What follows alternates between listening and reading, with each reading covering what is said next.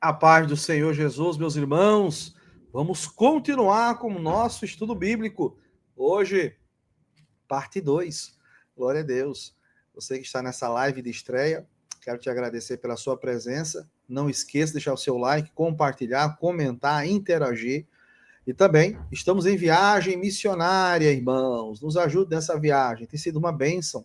Vocês têm visto, têm acompanhado o trabalho que nós estamos fazendo.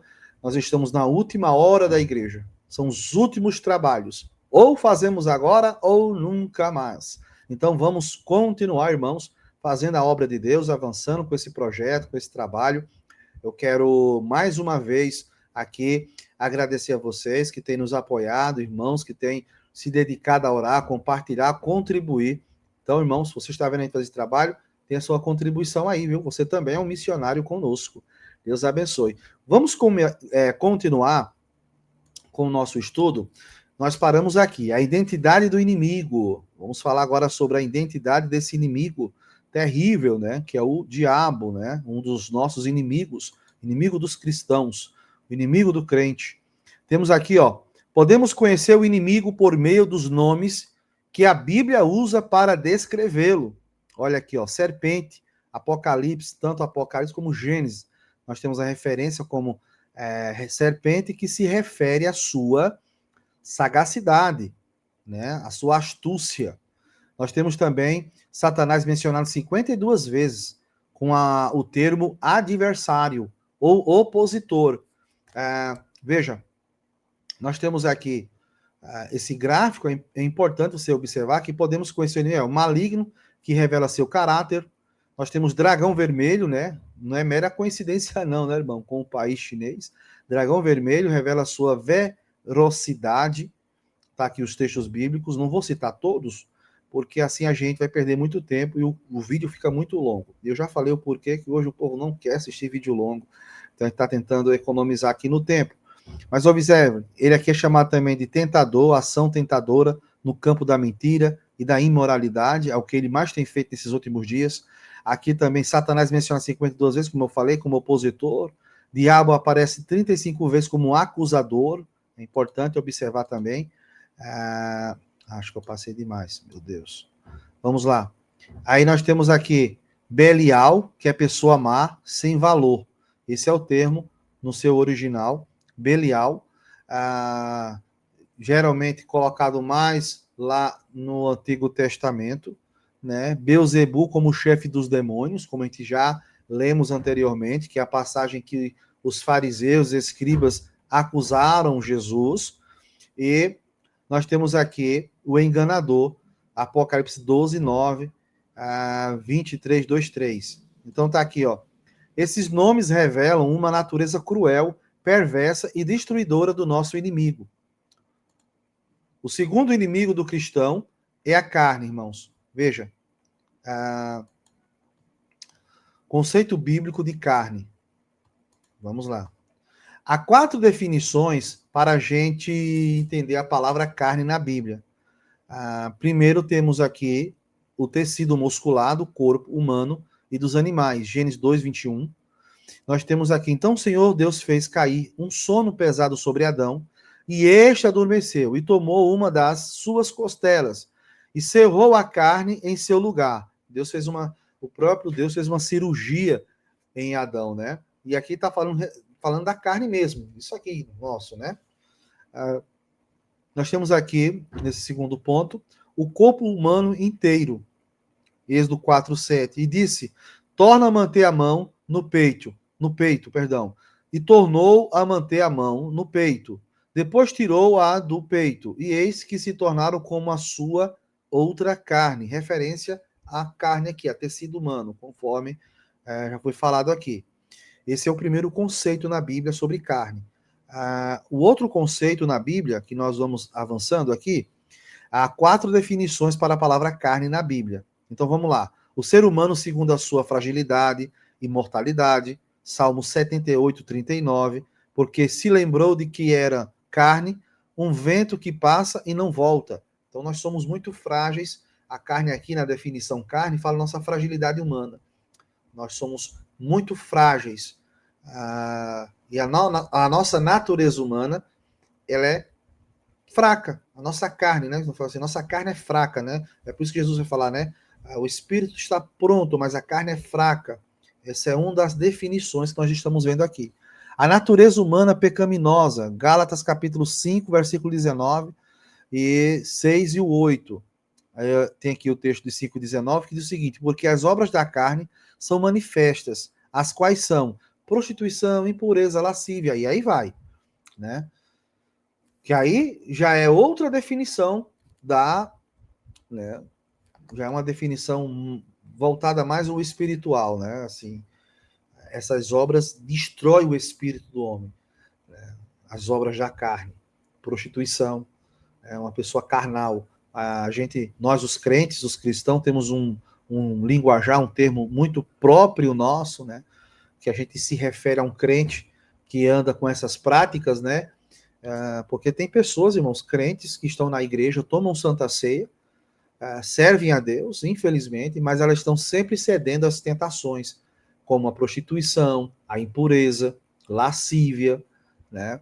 Então, esses pecados, meus amados irmãos, são pecados oriundos da carne, são manifestos, né? Como o apóstolo Paulo fala aqui em Gálatas. Outra situação que nós temos aqui é, dentre muitas perspectivas da palavra carne na Bíblia, que é um inimigo nosso. Esse é o inimigo interno, né? Conforme já falamos lá anteriormente na primeira aula. Dentre muitas perspectivas da palavra carne na Bíblia, a expressão concupiscência da carne tem grande relevância. 1 João 2,16, nós temos aqui, porque tudo que há no mundo, a concupiscência da carne, que eu já falei que a palavra concupiscência, no seu original é desejo desenfreado da carne, desejo não controlado, não contido da carne. Um tempo atrás, tinha em São Paulo uma reportagem, não é de agora, mas é uma reportagem bem antiga, antiga no sentido assim, acho que tem uns 3, 4 anos, onde tinha alguns homens praticando atos libidinosos dentro dos metrôs, onde eles estavam se esfregando nas mulheres, tirando a sua parte íntima, até mesmo cometendo ali um ato de masturbação, enfim, um ato bem, bem maligno ali, bem da carne mesmo, um desejo. E aí chamaram ali uma pessoa para entrevistar, e era um psicanalista. E ele falando, olha, isso aí é uma doença patológica, esses homens têm uma doença patológica. Mas a Bíblia fala ao contrário, fala diferente. Isso é concupiscência da carne, concupiscência dos olhos. Esses homens olhavam essas mulheres e as desejaram tanto que perderam o senso, perderam o controle e agiram como animais, né? É isso que acontece com o estrupador. A sociedade hoje, muito moderna, né, que faz a inversão de valores que nós vemos por aí, trata o estrupador como um doentinho, né? Trata o pedor lá como uma pessoa doente, tem que ser tratado, cuidar, deixa o bichinho. Não, deixa ele se permitir, deixa ele. Tal. Então, por isso, alguns países estão até permitindo que crianças de menores, né, jovenzinhas ainda começando a puberdade, se casem com homens velhos, né? Porque nesses lugares estão dando essa credencial para o pecado, que é a concupiscência. Irmãos, nós precisamos dominar os nossos olhos. Se tem alguma coisa que eu vejo e me atrai, eu preciso evitar de olhar, para que não se cumpra aquilo que Jesus falou na sua palavra, né? É muito importante observar isso. Jesus vai falar do inferno em Marcos capítulo 9, a partir do versículo 43 em diante, Jesus vai falar do inferno. E quando ele vai falar do inferno, ele diz o seguinte, ó, se a tua mão te faz pecar, arranque-o. Se os teus olhos te faz pecar, tire-o. Irmãos, ali Jesus está usando uma hipérbole, que para nós, na nossa língua portuguesa, é um exagero na frase. Evidentemente, Jesus não estava mandando arrancar os olhos, nem tirar as mãos, enfim. Mas está dizendo assim, faça o possível para não olhar, para não pegar, nada que te faça cair, nada que te faça ficar sujo com o pecado. Você deve deixar, você tem que evitar ao máximo o pecado. Então, se você tem inclinação, meu irmão, à pornografia, tem inclinação à prostituição, tem inclinação a roubo, a pegar aquilo que não é seu, todos nós temos as nossas inclinações. Precisamos lutar fortemente contra essa concupiscência da carne e a concupiscência dos olhos, que é o texto de João aqui. e a soberba da vida. Não é do Pai, mas é do mundo. É a soberba da vida. As pessoas, eu vou curtir mesmo, eu quero é viver a minha vida. E por aí vai. Quanto, aqui no nosso slide, fala que quando o apóstolo João usa esse termo, ele se refere à satisfação carnal em todas as suas dimensões. Glutonarias, sensualidade, bebedeira, relações sexuais ilícitas. Eu já falei aqui para os irmãos que só existe uma relação sexual que ela não é pecado. É entre um esposo e uma esposa, entre duas pessoas casadas certinha, tanto ali no cartório, judicialmente, tudo certinho. Aí não há pecado nesse ato, mas fora disso, né, fora do casamento, toda prática sexual é pecado. Né? Tá na Bíblia. E essa que João fala aqui. A expressão revela que não há critério ou norma moral num contexto em que a busca pelo prazer individual dita a tendência. É o egoísmo em um grau elevado. Então a pessoa, irmãos, ela se dedica àquilo, vê aqui nesse quadro que eu coloco para vocês, né? Um homem bebendo, enchendo a cara, uma menina aqui comendo de forma compulsiva. Tudo isso, irmãos, são pecados. Tá dando prazer? Eu vou continuar. O que eu quero é fazer o que está dando vontade. É o jargão do mundo hoje, né? As pessoas devem se permitir. Permita-se. Seja feliz. Se te faz feliz, então faça. Não. Já existe uma frase de Leonard Ravenhill que ele diz o seguinte: se você quiser ir para o inferno, seja você mesmo. Agora, se você quer ir para o céu, negue-se a você mesmo. Não seja você. Seja um cristão. Seja uma pessoa morta para o mundo. Essa é a realidade. Aqui nós temos a carne no Novo Testamento. Outro conceito. Na perspectiva do Novo Testamento, o termo grego sarx, isto é, carne, é uma referência direta à totalidade da natureza humana pecaminosa. A parte de Deus degradada sem a presença do Espírito Santo. Aí avançando aqui, nós temos aqui um gráfico, é importante vocês observar, é muito semelhante àquilo que anterior que eu coloquei para vocês. Em suas cartas, o apóstolo Paulo evidencia o que uma natureza dominada pela carne pode produzir, né? Aí ela produz tudo isso aqui que a gente já viu já, irmãos.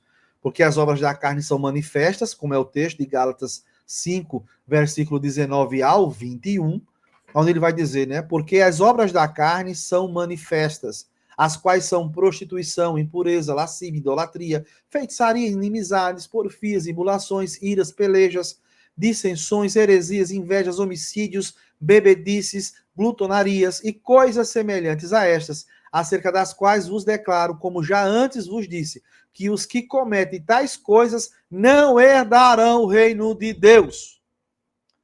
Não é você somente ser um desperto no que diz respeito à nova ordem mundial, ao grande reset, ao plano de redução populacional, ao plano de enfermidades, enfim, tal, que está sendo espalhado aí, que a gente vê muito isso aqui no canal. Não quero entrar nessa seara agora, mas tem pessoas que acham, pelo fato dela estar sendo uma pessoa desperta, só isso não basta. Você não deve praticar nenhuma dessas obras da carne. E principalmente esse termo aqui, ó, deixa eu voltar aqui, a impureza. A impureza, meu irmão, eu pergunto a você, você beberia uma garrafa de água, uma garrafinha de água de 500 ml, aonde tivesse ali na descrição as informações da água, o que tem na água, porque tem potássio, magnésio, sódio e por aí vai. Se tivesse ali 0,2% de lama do rio Tietê, você tomaria essa água? Essa água, irmãos, já estaria classificada como impura. Embora você não venda os 2% de lama podre do rio Tietê, essa água está impura. E assim é o crente, irmãos. Nós precisamos nos livrar da impureza. Esse é o pecado que vai mais levar pessoas para o inferno. É o pecado da impureza. Porque tem pessoas que ficam impuras achando-se puras. Ou é o jargão que tem levado muitas pessoas para o fim do poço mesmo espiritual. Tem nada não, é normal, é besteira. Depois eu peço perdão, depois eu oro, depois eu busco, depois eu me acerto com Deus. E essa impureza vai se tornando uma crosta, um lodo, difícil de tirar, a ponto da pessoa não ter mais força para sair.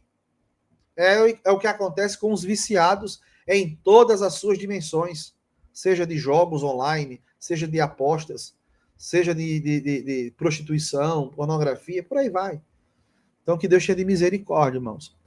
Avançando com o slide aqui, nós temos: a carne opõe-se a Deus e os seus propósitos, pois ela tenciona caminhar de modo independente do Altíssimo. Seu desejo e sua vontade estão fora dos planos divinos. Ela faz com que o ser humano haja como se fosse o próprio Deus. Então é a sua própria razão, a sua própria justiça. Irmãos, a sua justiça diante da justiça de Deus não vale nada. É por isso que o profeta Isaías vai dizer que as nossas justiças são como trapos de imundície. Não serve para nada. Nós precisamos estar alinhados com aquilo que a palavra e o Espírito Santo nos orientam. A perspectiva doutrinária da palavra carne. Outro termo importante. Deixa eu voltar aqui, acho que eu passei 2 vezes.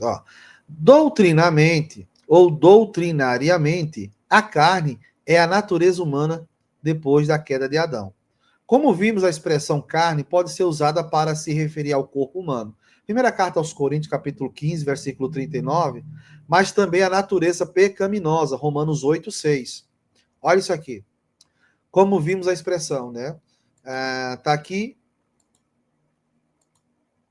Estamos aqui, ó. Nesse sentido, embora uma mesma palavra possa trazer sentidos diferentes, não há razão de confundir-se entre carne como corpo e carne como natureza pecaminosa. Então, voltando aqui para os irmãos entenderem, na perspectiva bíblica, nós temos aqui as definições pilares do ensino que eu estou entregando aqui para vocês.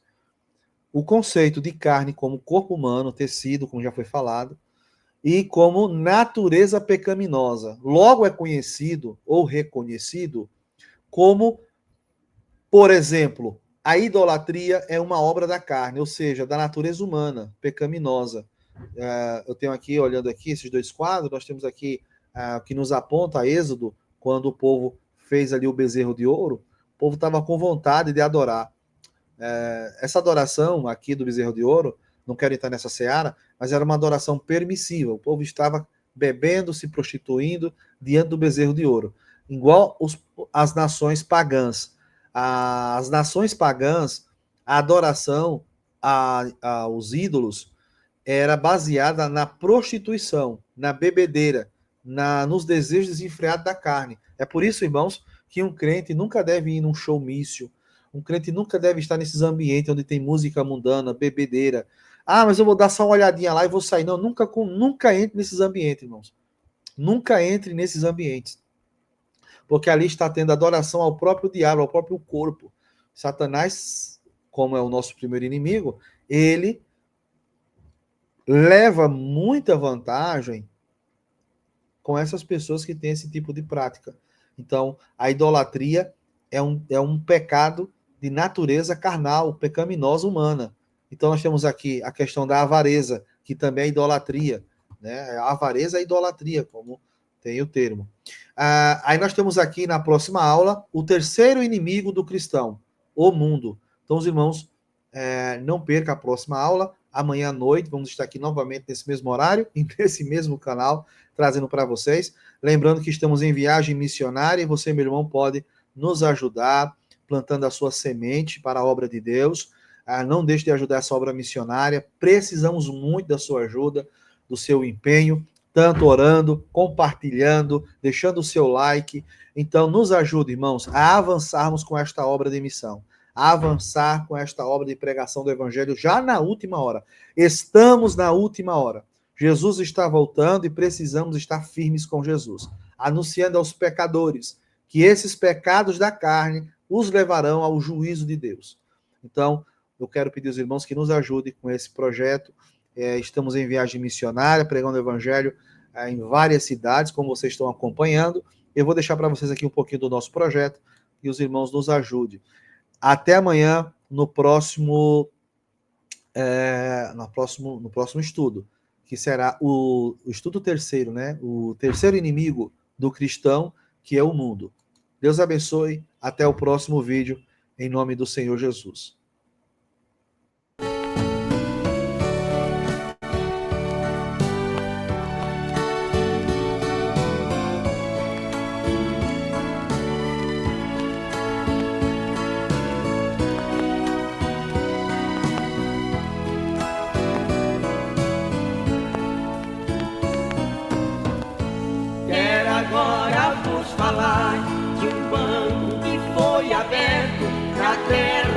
Palestina, na cidade, no deserto, o dono do grande banco é o nosso Pai Celestial.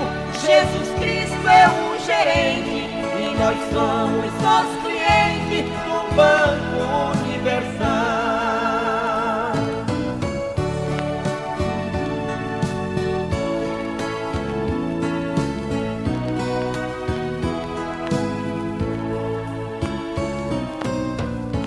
Fé, jejum e oração temos que depositar.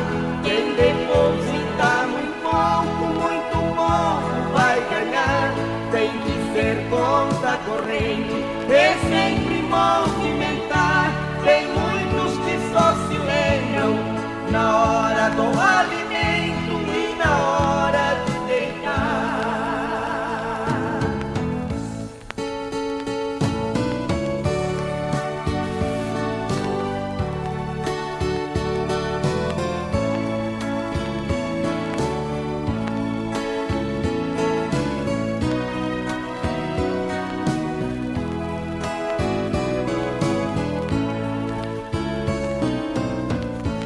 Agora quero falar com quem não está contente. Este banco não se fecha para atender os clientes 24 horas por dia.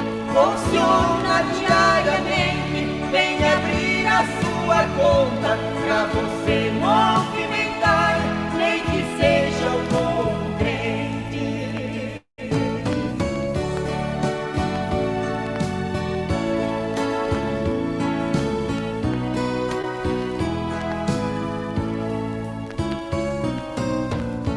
Como cliente do banco, eu quero te convidar. Venha abrir a